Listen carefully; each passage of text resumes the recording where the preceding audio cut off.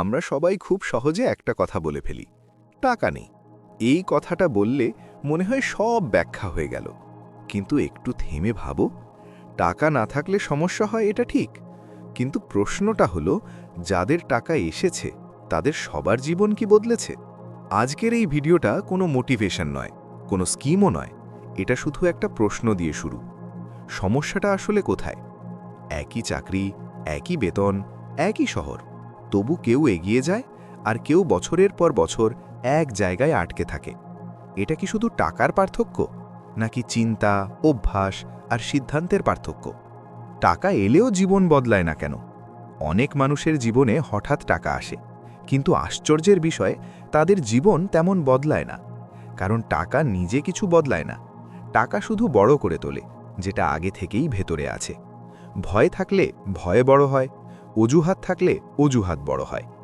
Bank নিয়ে একটা সত্য কথা, ব্যাংক খারাপ না, ব্যাংক দরকার। ব্যাংক আমাদের দেয় নিরাপত্তা, একটু মানসিক শান্তি।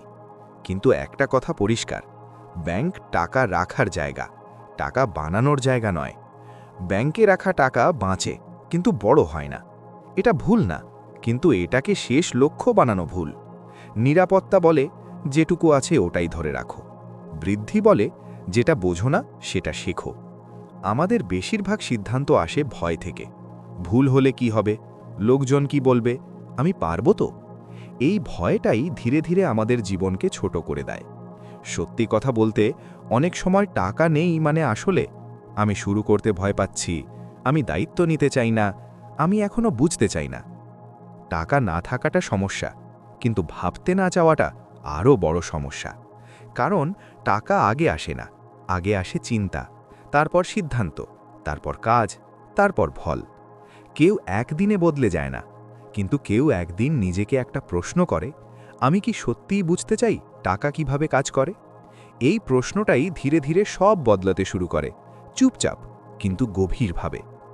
এই ভিডিওটা তোমাকে কিছু শেখানোর জন্য নয়, এটা শুধু একটা প্রশ্ন রেখে যাওয়ার জন্য।